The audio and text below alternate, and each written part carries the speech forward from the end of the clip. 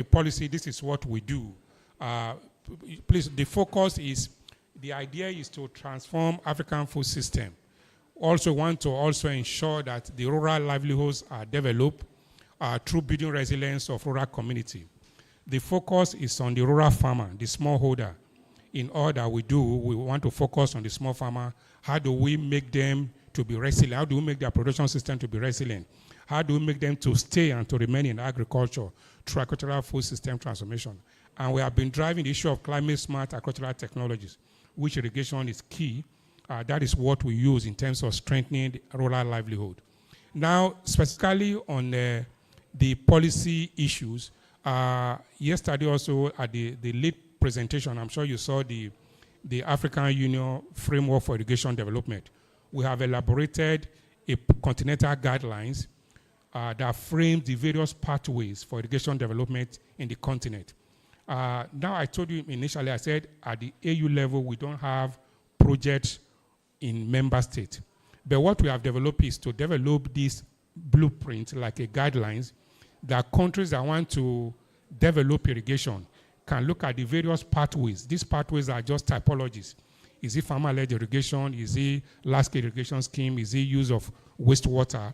So we have these typologies, we have this framework, and in this framework we gave specific technical, financial, and technical considerations that members need to take into consideration. It's a blueprint, and it is not binding on countries. And if you look at the 4 pathways, I'll come back there later, they are not mutually exclusive. What it means is that a country can mix and match. You can decide, okay, I'm going to take farmer-led irrigation with wastewater development or wastewater irrigation, use of unconventional water. So they are not mutually exclusive pathways, but they are just development pathways that we feel member states can leverage on to develop their irrigation strategy. Then the second one also, we have also been doing a lot of domestication at the member state level to ensure that member states internalize this framework. At the continental level, we develop frameworks, but it is for the countries, which are the member states, to internalize it. And how we know that they have internalized it is when it is taken into their national agricultural investment plan. So we support a lot of domestication work. We hold workshop at member state level to ensure that member states are able to internalize this framework. Then also we have been doing a lot of policy harmonization and alignment. I'm sure you have heard of the CAADP agenda. The CAADP is the Comprehensive African Agricultural Development Program. So that is the continental agenda for agricultural development.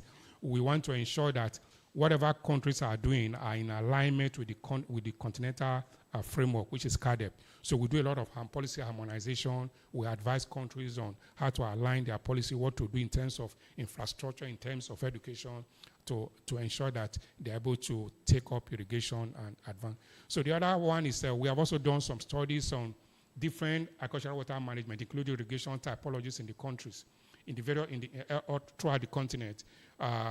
We did a study for 37 countries the first time. Then later we came back for 16 countries. The idea is that we want to identify what are the agricultural water management typologies that exist in the countries, what are their challenges in terms of limitation challenges, so that member states can then look at how they can overcome these challenges. It's also part of experience sharing. That is what we do. Then also we have supported REX with the assistance of some partners in developing the regional agricultural development strategy. Also yesterday, I also insisted that it is good for member state countries to have their irrigation development strategies. You must have a plan.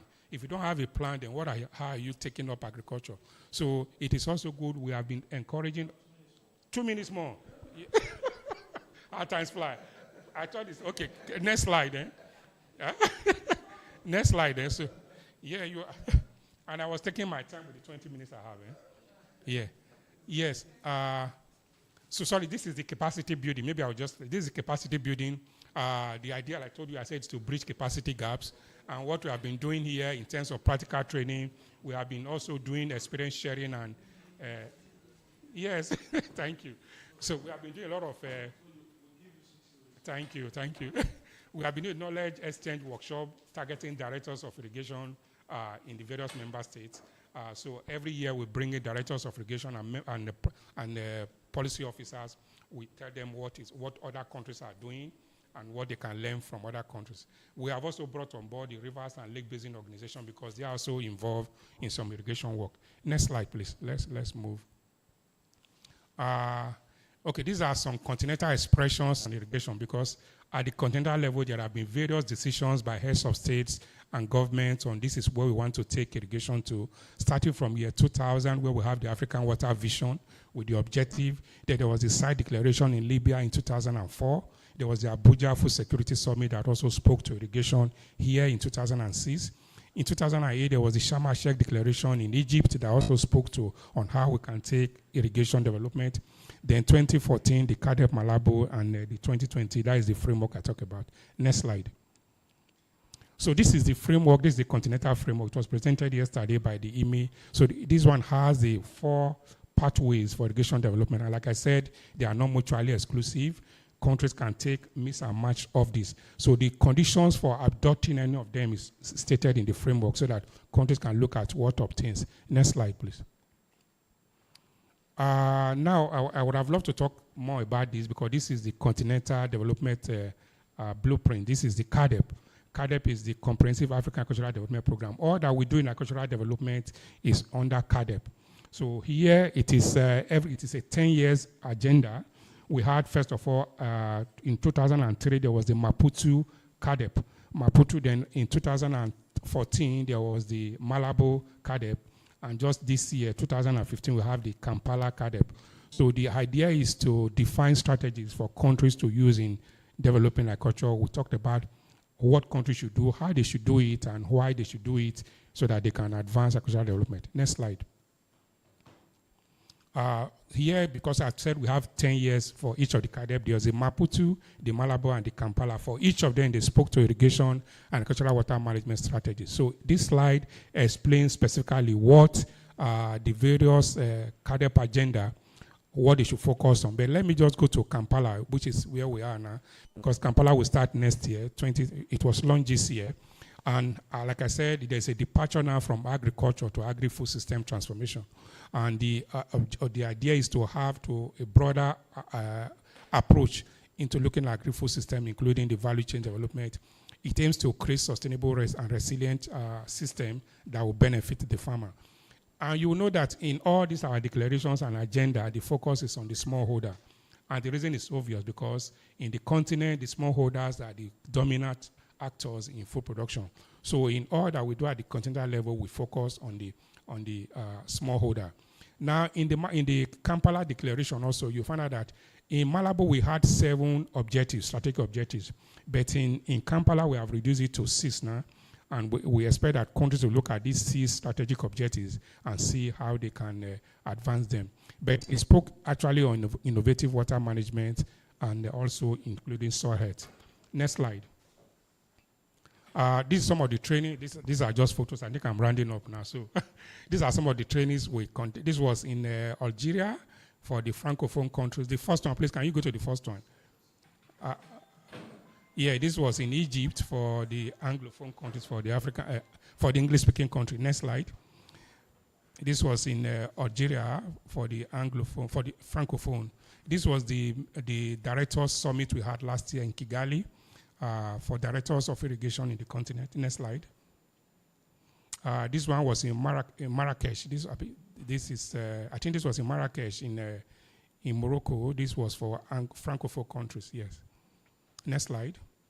This is the practical training we had in Egypt. The trainings are very practical. They are normally 2 weeks. Next slide. Yeah, thank you very much.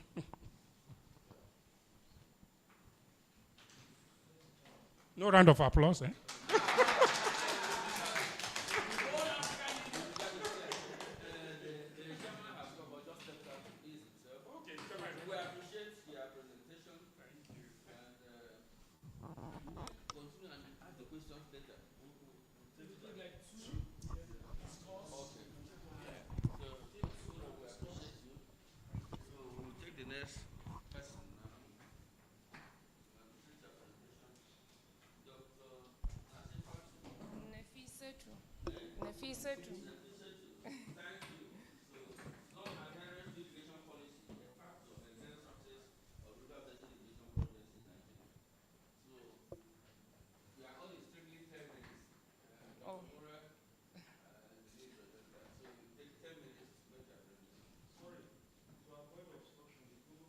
Okay.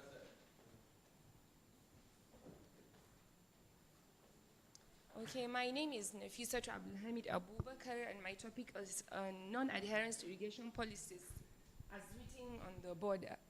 I don't need to go further. The next slide, please. So this is the overview. This is the outline of the presentation. Next slide. So the role of agriculture, as we all know, the agriculture used to be the major source of income during the independence up until the 1970s, before the exploration and production of crude oil. So it used to be about a 70% rural workforce in agriculture, and it boosts income, food security, and employment. Next slide. Irrigation is vital amid climate change and population growth. So as a result of the discovery of oil in the 1970s, the federal government shifted its focus to the petroleum sector, giving less emphasis to the agricultural sector. So many things happened that motivated the government to establish the RBDAs. One was falling prices in petroleum, and two was climate change. So they first established the two RBDAs in 1973 and expanded it to 12 by 1976. The major mandates was irrigation, fisheries, rural growth, which was aimed to curb rural-urban migration. Next slide. Nigeria has faced a lot of agricultural challenges from the 1970s up to date, despite the RBDS investments. There is a declining production and ever-growing human population. We have about 2.0 million hectares potential with only of irrigated land, with only 45% being utilized. So the agricultural sector is faced with a lot of challenges involving